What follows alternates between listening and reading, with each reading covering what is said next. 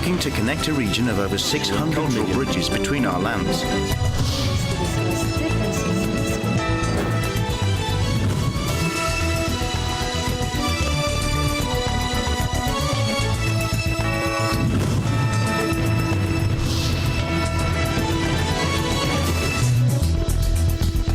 Good evening, I'm Alma Angeles, and you're watching ASEAN in Focus on tonight's headlines. Tensions are flaring in the South China Sea as China conducts live-fire drills just miles from U.S. and Philippine exercises amidst clashing claims and accusations. And we dig deeper to understand the complexities of this volatile region. I was able to talk to Dr. Lucio Blanco Pitlo III, a veteran observer of China-Southeast Asia relations, who unravels the competing narratives and analyzes the roadblocks hindering the much-anticipated ASEAN-China Code of Conduct. Devastation in Japan. Hope dwindles in Japan as the death toll from the New Year's Day earthquake climbs to over 160, and rescue efforts are hampered by heavy snow and treacherous terrain, leaving more than 100 still missing. We'll take you inside the disaster zone and highlight the ongoing struggle for survival. Building a bagong Pilipinas, President Marcos is calling on Filipinos to embrace a new Philippines in 2024, and he's urging citizens to look beyond personal goals and contribute to national progress.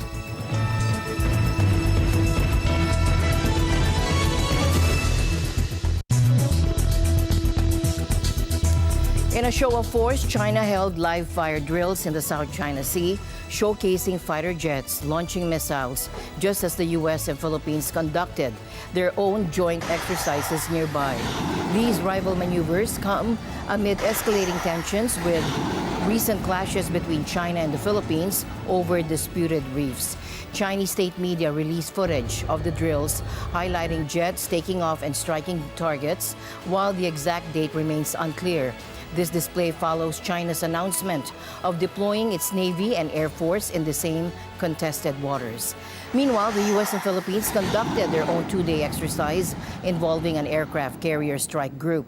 This drew strong condemnation from Beijing, who labeled it as a provocative act aimed at flaunting military might. The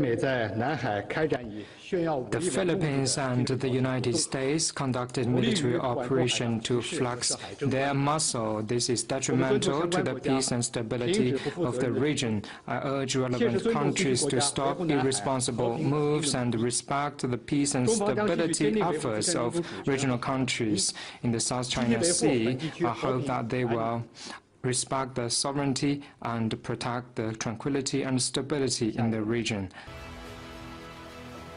This escalating tit-for-tat between major powers raises concerns about the future of the region, with tensions simmering and military activity increasing.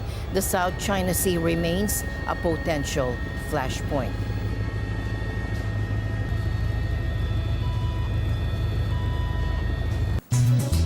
The South China Sea simmers with conflicting claims, with China's expansive ambitions facing off against the Philippines' resolute defense of its maritime territory.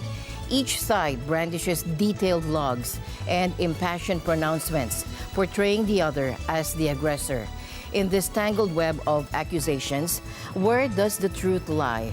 Dr. Lucio Blanco Pitlo III, a veteran observer of China-Southeast Asian relations, unraveled the competing narratives and analyzes the roadblocks hindering the much-anticipated ASEAN-China Code of Conduct, a fragile hope for stability in a region teetering on the brink. Could you provide us an update on the ongoing negotiations for this code, and what are the major sticking points? And why is it taking so long? What challenges are we facing with this code of conduct? Well, of course, issues of sovereignty or sovereign rights, issues of jurisdiction, these things are always very sensitive, and negotiations to conclude agreement on these matters usually takes a lot of time. Mm-hmm. For instance, we had a delimitation agreement with our neighbor Indonesia, with which we have good relations. But despite of that, our maritime boundary delimitation on the exclusive economic zone in the adjoining Sulu Sulawesi Seas took two decades before it was concluded. So this is just between two parties. We know the South China Sea is, 6 parties are involved. And so there are also other players that are important, and their interests also would have to be factored because the South China Sea is an international passageway for fuel and for commerce. And so that provides us with a very complicated picture because it's not only a dispute between territory, sovereign rights, access to resources, but it's also access to navigation and overflight. So all of these considerations have to be put on the table. So far, there's already a single draft negotiating text of the Code of Conduct. The last agreement that we had in relation to the South China Sea between ASEAN and China was the 2002 Declaration of Conduct of parties on the South China Sea. We feel that it is still that document was inadequate to address, to manage the issue of the South China Sea. Hence, we wanted to have a more forceful, a more effective, and hopefully a more binding COC. And I think that is the goal of the 11 parties that are meeting, negotiating to conclude the text. Of course, the pandemic in the last almost 3 years affected the pace of the negotiations. It's very difficult to bring in diplomats to gather at the same room to discuss these issues. But of course, the lifting of the COVID-19 restrictions and increasing pace of negotiations among the parties involved suggests that there's really interest to try to fast track the process. But again, I think patience has to be there.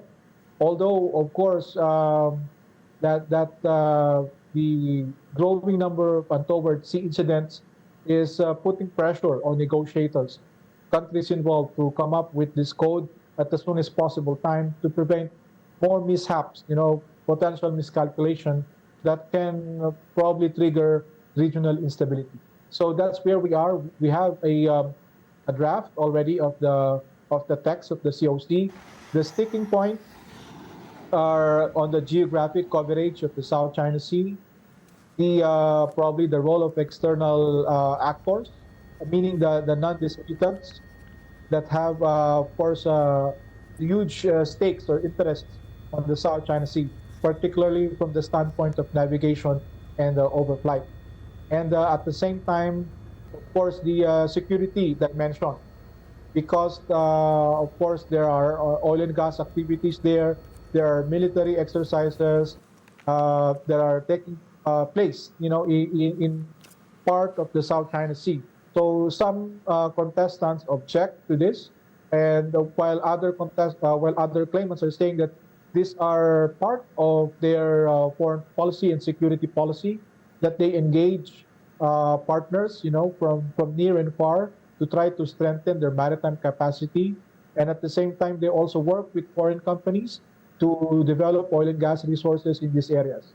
So I think there needs to be some serious conversation, to try to get past this crucial and divisive points so far.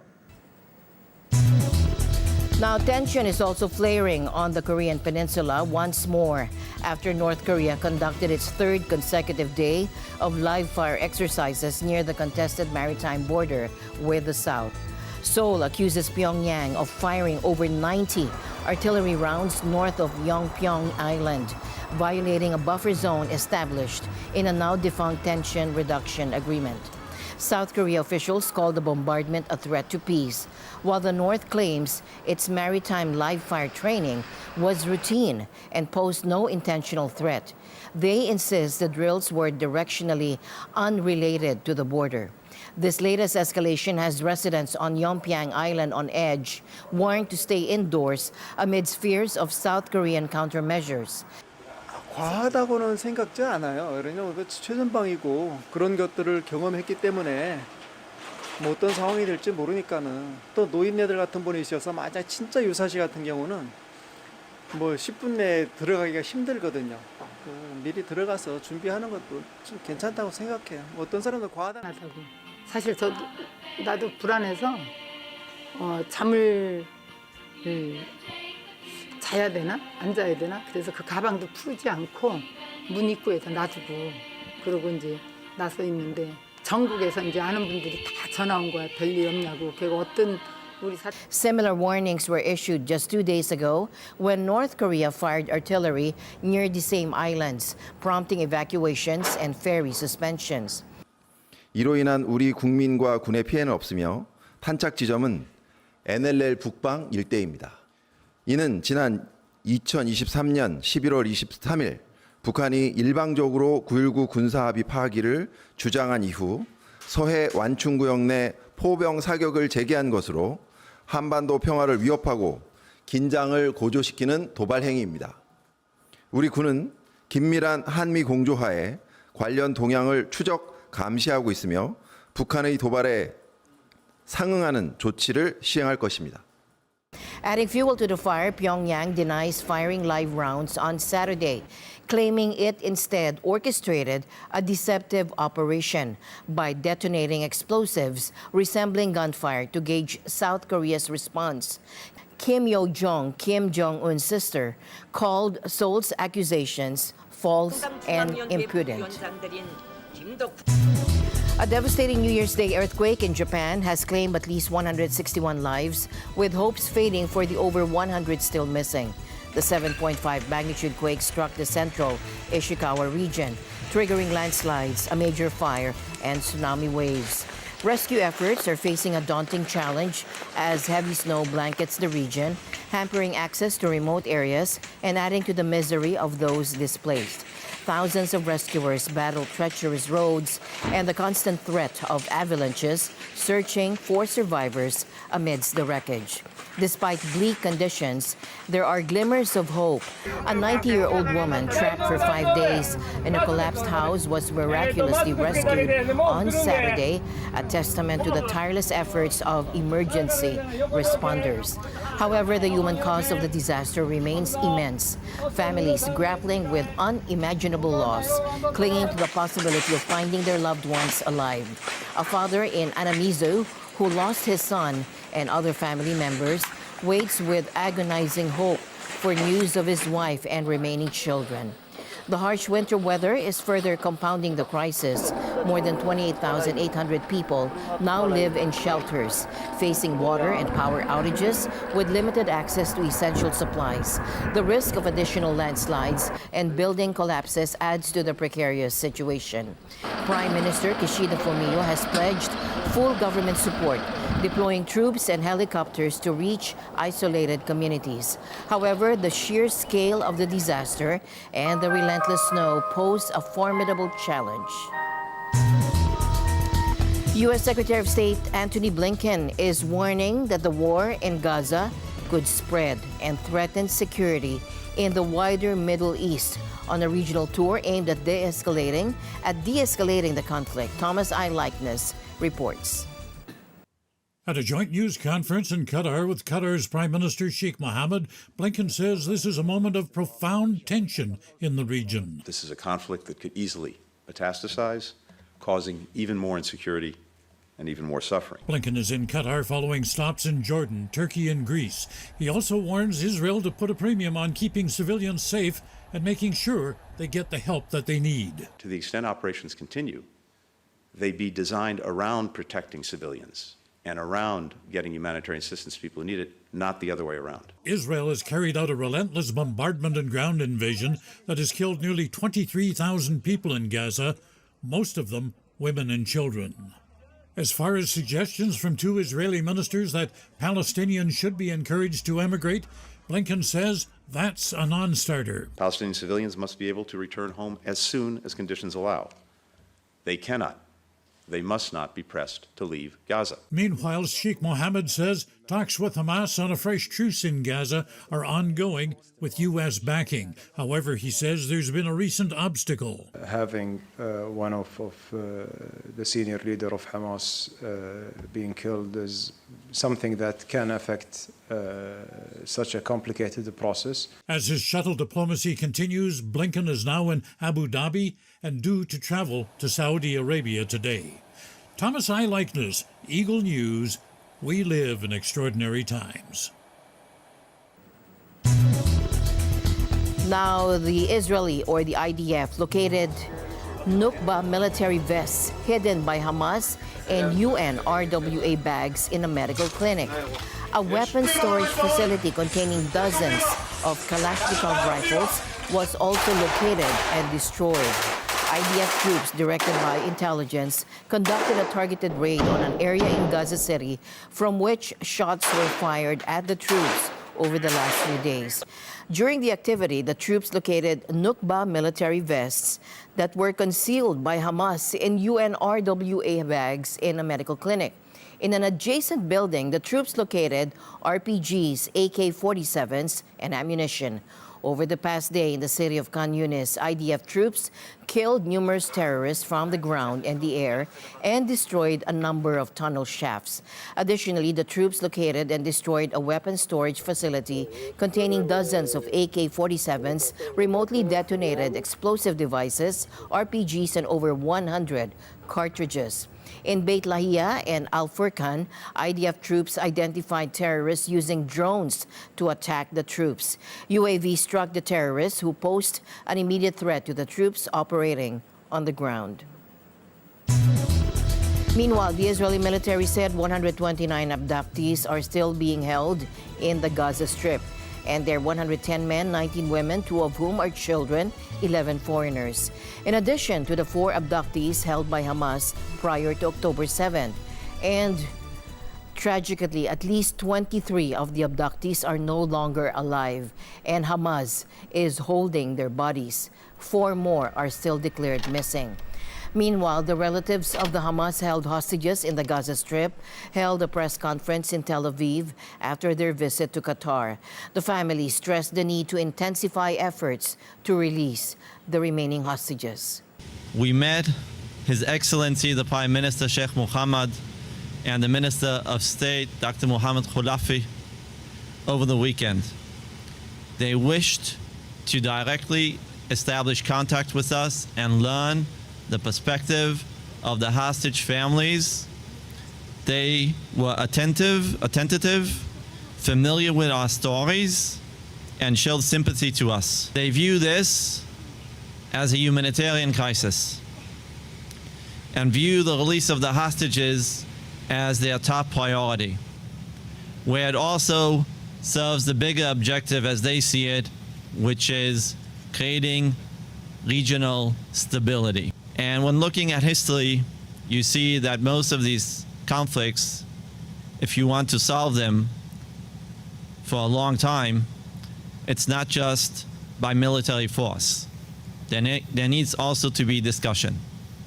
There needs to be talk between the parties. The more time that we wait, the more hostages will not come back alive. President Marcos is calling every Filipino to play their part in building a bagong Pilipinas or new Philippines. In a recent vlog, he urged people to not only focus on personal resolutions, but also contribute to the nation's progress.